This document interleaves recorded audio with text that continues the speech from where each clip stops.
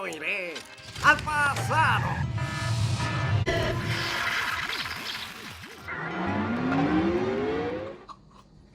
Hola, yo soy Cleopatra y yo les voy a platicar sobre mi cultura. Yo soy de Egipto y probablemente si cierras los ojos y piensas en Egipto estarás pensando en pirámides, faraones, momias.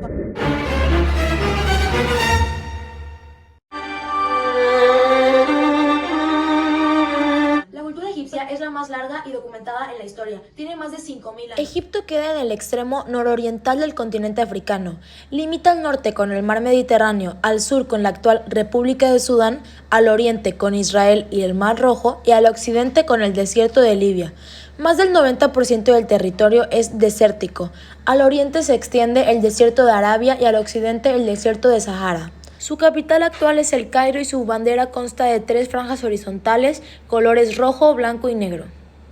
Su población es de 100.4 millones y su superficie es de 1.1 millones kilómetros cuadrados. El imperio egipcio comenzó en el año 3150 a.C. y desapareció en el año 31 a.C.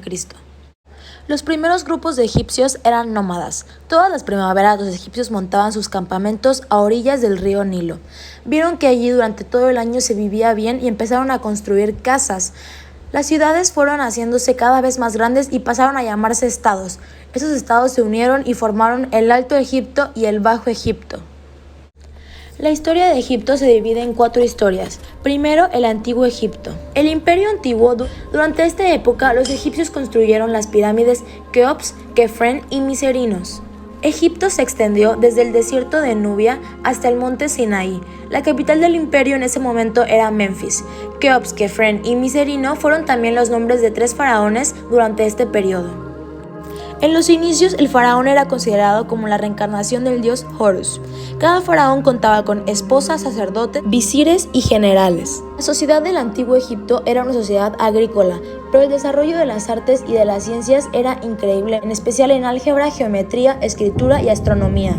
La religión era una parte fundamental, ya que era politeísta. Se practicaba el culto a varios dioses, siendo los más importantes Amón, el dios de los dioses, el creador, Ra, el dios del sol, Tot, el dios lunar, pero el Antiguo Egipto se puede dividir en 4 fases.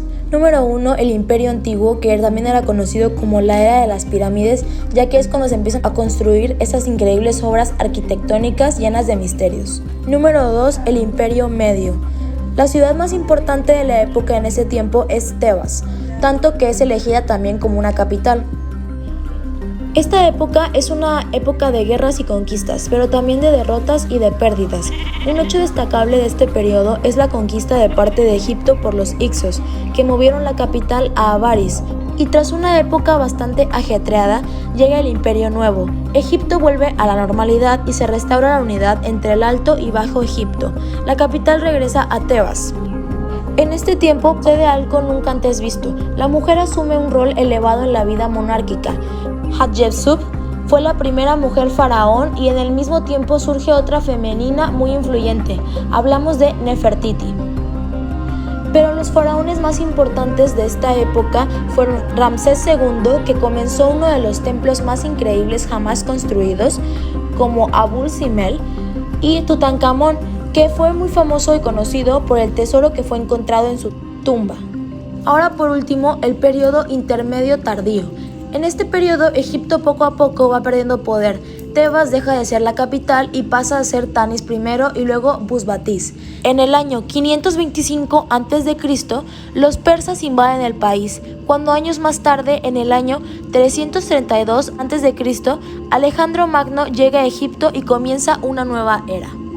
Al comenzar la nueva era llega el periodo grecorromano desde el año 332 a.C. al año 641 después de Cristo. Alejandro Magno llega a conquistar el país y el pueblo estaba tan descontento con los ocupantes persas que le apoyaron sin ninguna dificultad. Tras lograr expulsarlos y ganarse el favor de los egipcios, fundó una ciudad llamada Alejandría, que pronto comenzó a ser uno de los puertos más importantes de todo el Mediterráneo. Una fecha clave de esta época es el año 48 a.C., cuando Julio César llega a Egipto. Él se alía con Cleopatra, con la que además inicia una historia de amor. Se la lleva a Roma, donde cuenta que ella se lía con Marco Antonio, un militar considerado como el brazo derecho de Julio César. Después, Julio César es asesinado. Y tras morir su esposo, se dice que Cleopatra se quita la vida al perder igualmente a uno de sus hijos. Ella fue la última reina de Egipto y reinó durante casi 300 años. En el año 30 a.C., el país pasa a ser oficialmente parte del Imperio Romano. Y después entra el periodo árabe y colonialismo, del año 641 a 1922 después de Cristo. Egipto fue parte del Imperio Bizantino hasta que en el año 641 después de Cristo los árabes entraron en el país con todas sus fuerzas y empezaron a moldear a Egipto. En este periodo es muy importante la figura de Saladino, uno de los sultanes más importantes de la historia árabe y por tanto un personaje importante en la historia de Egipto. Pero en 1517 Egipto pasó a convertirse en una provincia otomana y su poder cayó considerablemente. En 1798, con una campaña del mismísimo Napoleón, Egipto comienza una breve época colonial de franceses e ingleses.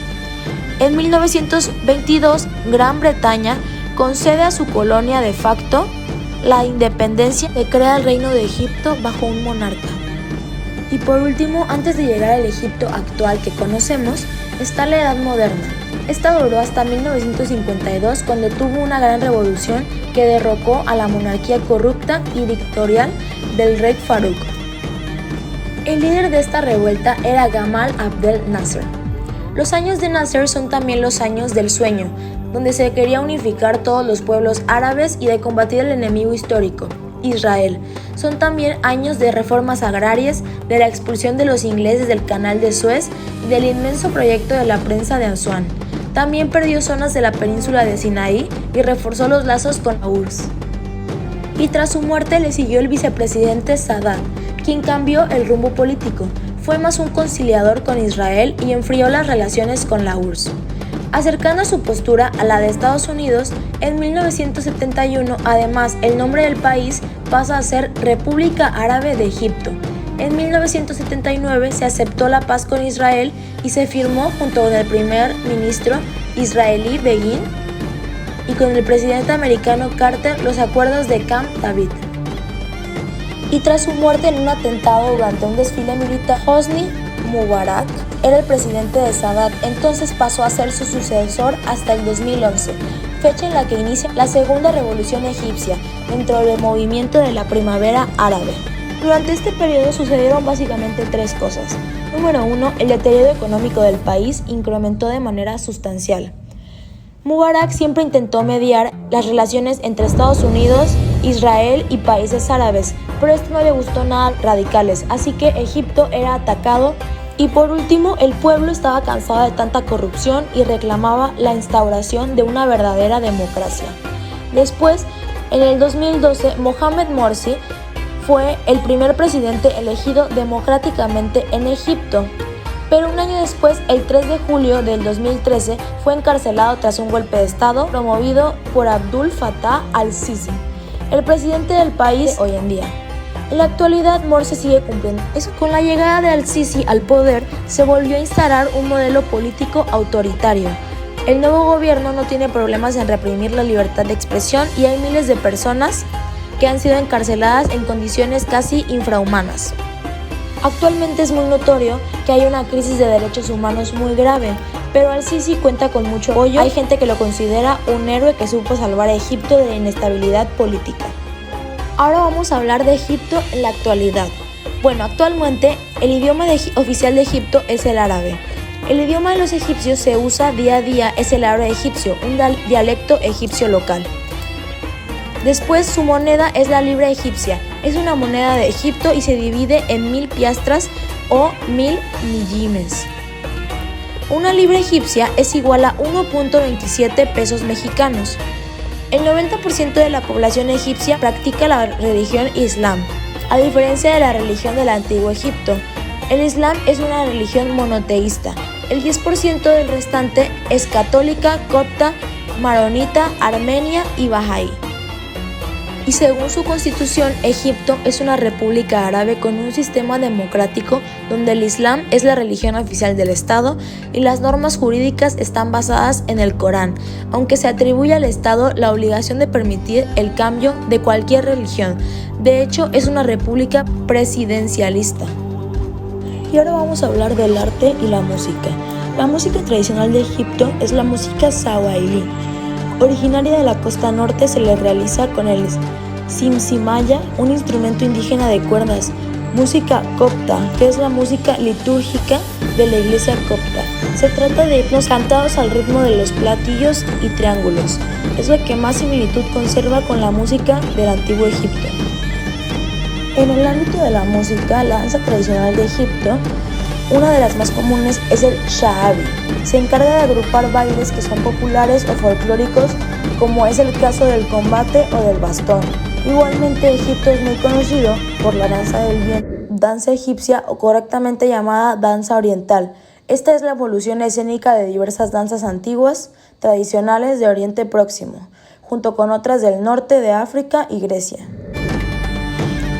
En el ámbito del arte, el arte egipcio tiende al gigantismo, es decir, muchos de sus edificios y esculturas son de dimensiones colosales.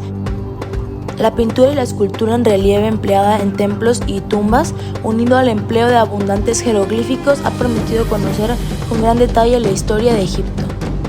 Y como lo decía Heródoto, Egipto es un don del Nilo. Sin la ayuda de este río, la civilización egipcia no podría haber llegado a tal nivel del progreso y muy probablemente habría sucumbido en el tiempo. Pero por suerte, ese curso de agua fue el principal responsable de la grandeza de este país. Hola, hoy les voy a enseñar a hacer una bebida egipcia. Esta bebida es a base de leche y los elementos son muy sencillos. Para hacer esta bebida necesitas mezclar 1 litro de leche, 3 tazas de agua, sal al gusto y ajo opcional.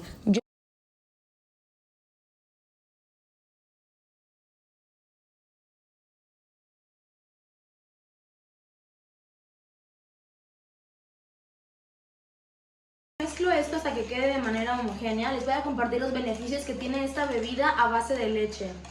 Para empezar, previene el Alzheimer, reduce el envejecimiento, reduce el colesterol, aumenta el porcentaje del calcio en el cuerpo, tiene vitaminas y minerales muy importantes para el cuerpo que no se logran encontrar.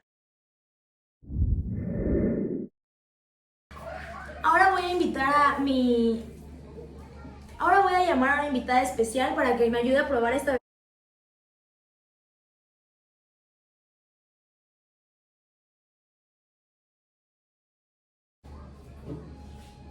Hola, muchas gracias por invitarme. ¿Qué bebida vamos a probar? Ah, no, ay, la cagué ya. No, vente. ¿Ah, sí? Ah. Bueno, la bebida que vamos a probar hoy se llama leche de avena.